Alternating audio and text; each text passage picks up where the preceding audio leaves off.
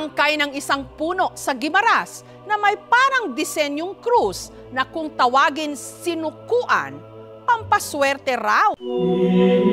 Sa isla ng Guimaras sa Visayas, may tumutubong halaman na ayon sa mga nagsangasangang kwento, di umano, milagroso.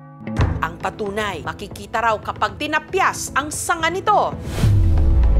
Dahil sa gitna ng sanga, may markang hugis krus.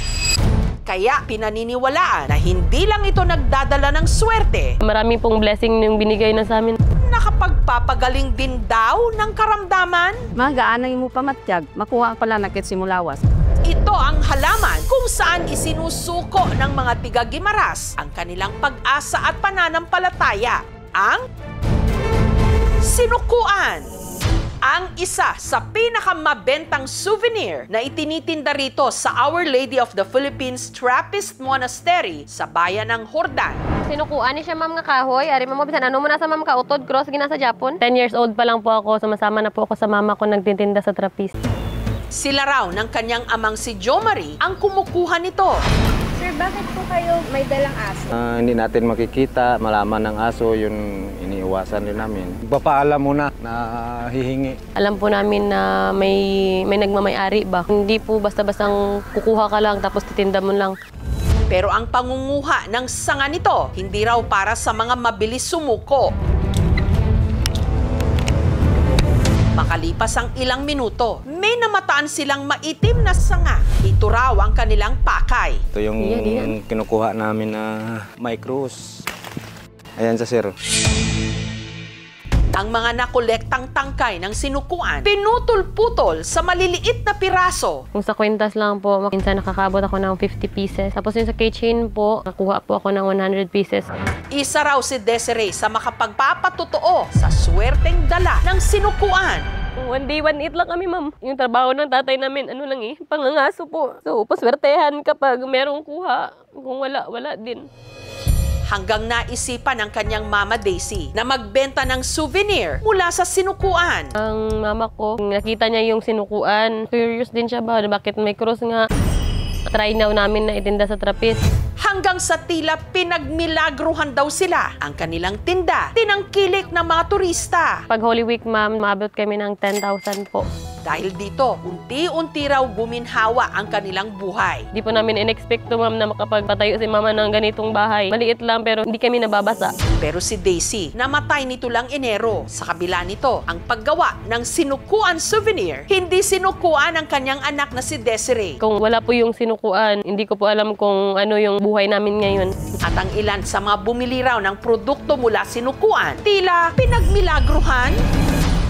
Taong 2017, pumunta si Mimi sa monasteryo ng Guimaras. Bago umuwi, bumili siya ng keychain na gawa sa sinukuan. Itinago niya ito sa kanyang pitaka. Every time na dukot ka ng pera, makikita mo siya pag gumagaan yung pakiramdam niya po. Si Mimi, hindi sinukuan ang kanyang pangarap. Yung time na nag-i-interview po ako, yung sinukuan po nasa bag ko lang. A day after, tumawag po sa akin yung nag-interview. Mims, okay ka ba? May training tayo. Sa tuwing magbibenta po ako, hawak-hawak ko din po yung sinukuan. Yun po yung laging kinakapitan ko. Makalipas ang 7 taon, unti-unti na raw nabubuo ang kanyang mga pangarap. Meron na po akong condominium unit. Yung sasakyan po, yung ancestral home po namin, na pa-renovate ko po. May sariling business na din po. Pero kung meron man daw siyang labis na pinagpapasalamat, Pinagdarasal ko po na magkaroon ako ng sarili kong anak, lalaki. After po nung sinukuan din po. Exact din po yung pinigay ni God. Thank you for making me born. pero saan nga ba nag-ugat ang paniniwala na may dalang swerte at milagro ang sinukuan? Ang nakadiskubre raw nito ang mga ninuno ng Ati tribe na nakatira sa isla. Pinasa ng mga ninuno namin sa mga elders. Sila rin daw ang nagbigay ng pangalan nito mula sa salitang suko o pagsuko. Susuko yung mga masasamang tao at mga masasamang elemento kapag may hawak ka na sinikuan. Ang sinukuan, ginagamit daw talaga ng tribal chieftain na si Crispin bilang proteksyon. Isang adik, nadaanan ko, sinaksak niya ako. Pero nakailag ako, tumakbo siya, parang takot siya sa sinukuan. Ang tribo niya namang si Regibec, inihahalo ang sinukuan sa langis na ginagamit niya sa panghihilot. Mga masakit bala sila, ma'am, nga kinahanglan banyusan sang lana. Kalabanan sa mga bali, amo ni ako nga ginagamit. 5 years na ako bumibili. Amo nagkasakit akong dughan, likod. Magaan mo pamatyag. Makuha pala nakit simulawas.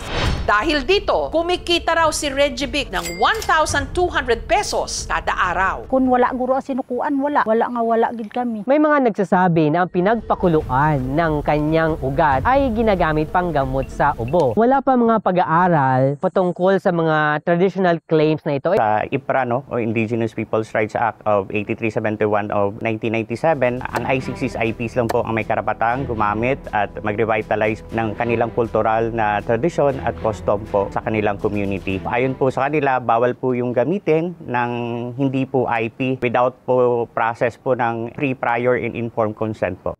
Kaya ang tribo may hinaing sa mga tindero na hindi nila kasapi. Sana maunawaan din nila kami na yan lang ang hanap buhay din ng mga ate. Just in case na may written documents or written complaint from the community na ginagamit ang kanilang intellectual property regarding sa sinukuan, i-refer po namin ito sa legal officer din namin. Wala na mo na ginatulang ila pangalan kasi lagi dyan mismo nakadiscover sining kahoy mo. Di man sila nga driban kami gid makuasang income kay amon niya, may mga souvenir kami ya, may mga kitchen rep magnet. Sa kang isa sa amon, gadiskarte kapaninguwa, sipag kang tiyaga lang. Ang sinukuan, hindi isang puno, kundi isang vine o baging na native dito sa Pilipinas. At ang isa raw sa posibleng rason kung bakit parang may krus sa gitna ng sanga nito. Ang nandito sa gitna, ito yung xylem cells. At ito namang nasa banda rito, dyan yung makikita yung mga phloem cells. Sila yung responsable na magdala ng tubig, nutrients, at mga pagkain sa loob ng isang halaman. Cross siya. It's because of the localized production of the phloem cells. Kasi kung dito kasi siya maglalagay ng panibagong phloem cells, magkakaroon ng significant increase in the stem diameter dahil climbing yung kanilang habit. Mas magaan, mas maganda. Kaya ayaw nilang lalapad sila. Ang regulation po parang more on sa punong kahoy. So far, wala po siyang may nalalabag na batas as per Forestry Code. So it is considered as a minor forest product. Walang masama na sambahin mo ang Diyos dahil sa cross. Pero sana palaging sa Diyos tayo tatawag. Tayo ang gumagawa ng sarili nating mga swerte na sinasabayan ng hindi natin pagsuko sa ating pananampalataya na merong nasa itaas na magkakaloob sa atin ng siksik, liglig at umaapaw na pagpapala.